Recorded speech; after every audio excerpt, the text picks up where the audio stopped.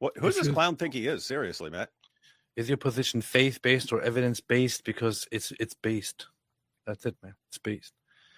Because only one of those is consistent with skepticism. I have no problem with you being a Christian. It wasn't remotely surprising. Some of us had suspected it privately for ages. But you clearly never understood skepticism. Well, look, I have to point something out here. He's actually partially right here. He's actually partly right. I'm going to give him that. He's actually partly right. I was a hardcore skeptic and a hardcore atheist for the longest time, and that actually changed. He's partly right. So when he says that my newfound faith is not consistent with my skepticism, he's not entirely wrong. But the thing is, I also pointed this out very, very recently. I pointed this out in my first video where I talked about how I went to church.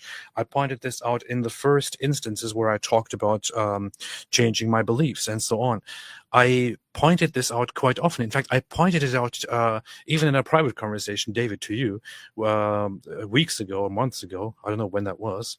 Remember when we were live after we were done with the live? I told you that I'm kind of struggling with the whole issue of for 10 years now, always going for being certain about something. Yeah. But which is why I can't make a step. And then you talked to me about it, and so I was very adamant about my skepticism, and I acknowledged that is a thing, and I even later on acknowledged that I changed this. Mm-hmm. Yeah, and so that conversation, ladies and gentlemen, it was. This was behind the scenes after we were live, and he was talking about he just has like this obsession with not, he has to be certain, and he's just not certain of any of these things. And we talked about a couple of things, and I gave a couple of examples. I said, think about marriage, right? Think about marriage. Suppose a guy wants to get married, and here's a woman he could get married to. But how much does he actually know about this woman? Suppose he's known her for 6 months. Okay, how much does he know about her? He knows some. He knows some things. He's learned some things about her. Does he want to get married to her? Well, guess what? There's all kinds of things about her that he still doesn't know. She might turn out to be his ultimate nightmare. He doesn't know. He's only known her for 6 months. Well, suppose he's sort of skeptical. I don't want to rush into a relationship because I could be wrong, right? Skeptic. I could be wrong about this. She could be the wrong one for me. And then, so suppose he knows her for 2 years and she seems like the right one, but guess what? Does he know everything about her? No. Could she change if they get married? Yes. So what's he do? I need to know her. I need more information. Now, suppose he spends his entire life. Ha ha! I've spent my entire life and I have never married the wrong person. Oh, I see. Right. You never married anyone. You never married the right person either. You never experienced marriage. Right. So anyway, guys, this is an example of the skeptic is what the skeptic is saying. The skeptic can even say, hey, yeah, there's evidence that points there, or something like that. But I'm skeptical. So unless I really, really know, I'm not going to believe that sort of thing. You could apply that exact same reasoning to other things like marriage. I don't know everything about this person. Therefore, I don't know if I might turn out to be wrong. Therefore, I will not commit. I will not enter into this relationship. Believing something is like entering into a relationship with it. It's an idea. That's like when it's like similar to another person. Then you say, all right, I actually believe this now. That's like marrying it almost. So anyway, the real skeptic that like Matt Dillahunt is being is just be the sort of person who's always doubting everything. And I will never know enough about a person to actually say, I want to commit to this. And are you actually just really missing out on something important? That's the end result. Like, again, imagine a person spends his entire life and he's on his deathbed. And he goes, let me tell you, I never married the wrong person because I was skeptical about what that person was going to be like. You see, I never did it. Right. What do you win? You spent your entire life without entering into a relationship with someone. Congratulations. You win absolutely nothing. And you missed out on a really important part of life.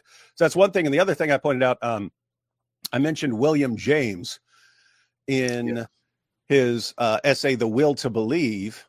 And at the end of that, he gives a quotation from some guy. I forget what the guy had a weird name, like James Fitzjames something or something like that. Anyway, So you get to the end of the will to believe, and this is an American philosopher, William James, who was interested in what people believed.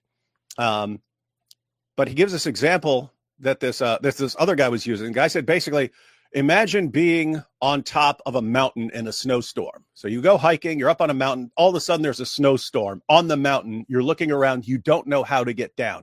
You look over and you see what looks to be like it could be the way down, but you're not sure. What if it's this way? What if it's that way? What if I'm wrong? It looks like that's the way down the mountain. Good point. Good point. It looks like that's the way down the mountain, but I'm not sure. What do? What he said, what the guy said, what William James said is, well, yeah, you might try that way and it might be wrong. You might go off a cliff, but guess what? If you just stand there, you're dead. You just stand there, you're dead. You're going to get buried in snow. And so he pointed out, he said, you just got to go for it. You could be wrong, but you just got to go for it. And so anyway, that's what we talked about. But as AP was pointing out, yes, this was a discussion about AP saying, I'm just too skeptical to believe in this stuff. And then us saying, well, is it reasonable to always take the side of unbelief? Yes.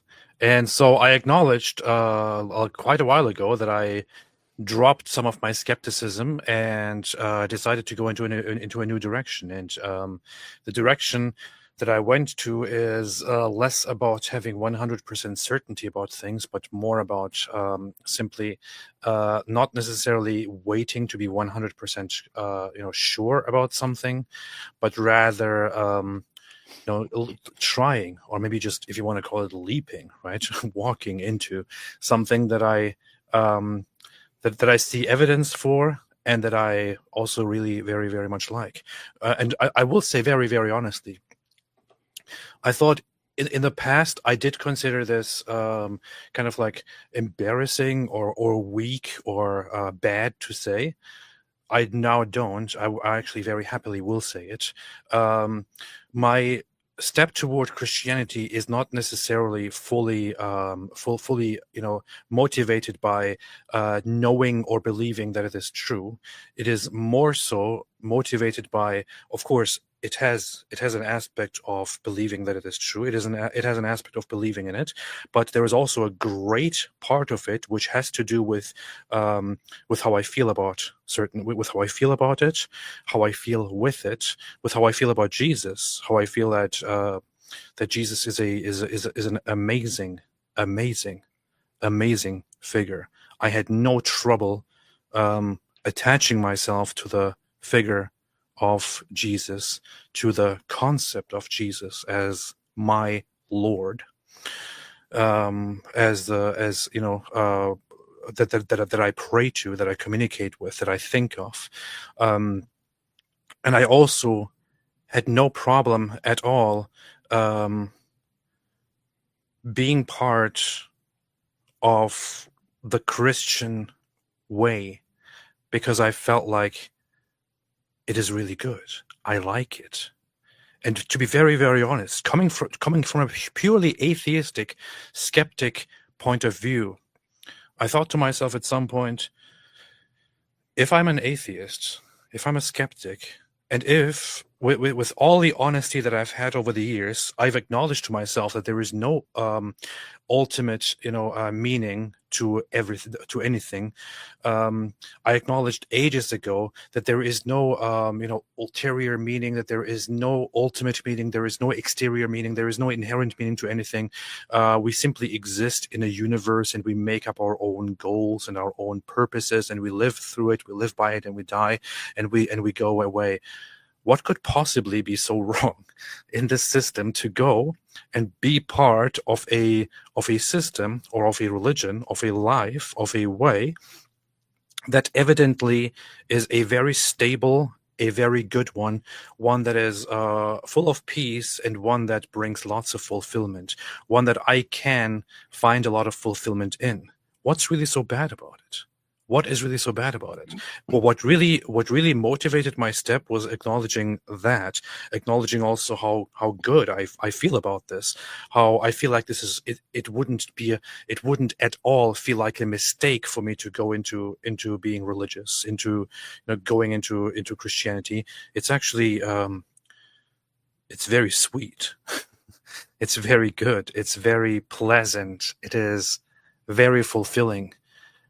I have now, for the last for months now, I have spent my mornings waking up happy, with a feeling of serenity, with satisfaction.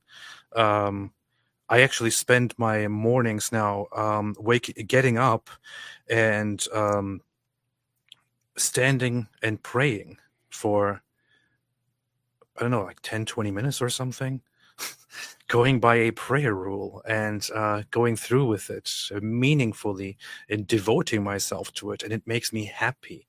I find fulfillment with it. I find happiness with it. I didn't come to it thinking, okay, I have analyzed and evaluated all the suggestions and all the findings and all the data, and I have concluded, based on a council of observers, that this must be the scientifically accurate path to proceed on. And now, as the final step, it's the final step in deciding whether I should believe. I have to submit all of my ideas to Matt Dillahunty. Yes. No, I didn't do any of that. Approval. I didn't do any of that. I thought it's very plausible. It's very good. There's a lot of good reason to believe in this. There's a lot of good reason to go with this. There's a lot of good reason to consider it and to find truth in it. But there's also the more reason to find goodness and to find fulfillment and peace in it. And guess what? I am so happy. I am so at peace. I went to to meet for Easter today, and I know how people feel about it. I know what people see when they see my new state, because I feel it as well. I pointed this out to my wife earlier, maybe months ago or so, maybe last year, on the same occasion. I would feel a constant dread of nothingness. I would go to a family meeting. I would go to hang out with the kids and their grandparents and all that, and sit down there. And I'm not even joking. This is not even an exaggeration. I would have a conversation with somebody. They ask me how I am, how I'm doing. I would say, "Oh yeah, everything is good. Everything is okay." And then we talk about some random stuff. And in the middle of the conversation, my mind would seriously descend into a very dark place, which is why I always hated small talk, because when we do small talk, my mind would quickly, when the other person talks, as I'm listening, descend into how meaningless and awful everything is, and how it would be such a relief to just die and go away. I don't feel that way anymore. I feel happy. I feel joyful. I feel good. What is it? But what's the problem with this? Prove to us that it's better to be happy. Is that weird? Yes. Yeah, you say it's dark. It's darker to feel that every day. Yeah. So continuing with my analogy, AP is like someone who's with a group of guys and they're all like, "We're never gonna get married because we're not gonna marry the wrong woman who might turn out to be mean or something like that. We're never gonna commit." And then one of them says, "You know what? Hey, I met someone and I really like her and I'm going to get married to her." And Matt's like the guy going, "No, you haven't proven to us that she is the correct one or that she's not going to change." And you're like, "You know what? I'm getting married anyway." And like, "You were never one of us. You were never one of us." And you're like, "Hey guys, I'm way happier now. Life is way better now that I'm married. Everything is great. I'm so happy." Prove it. Prove to us that things are better now. I don't know. It's just a weird obsession with something that, even according to their own worldview, is completely absurdly meaningless and pointless. You spend your entire life. Suppose you just spent your entire life and you were the ultimate skeptic. Suppose you never believed anything, not even like mathematics, because you're like, maybe I'm even wrong about that. I will never believe anything. Great. What do you win for all your skepticism? Nothing. Absolutely nothing. Except other people were way happier than you. Great job.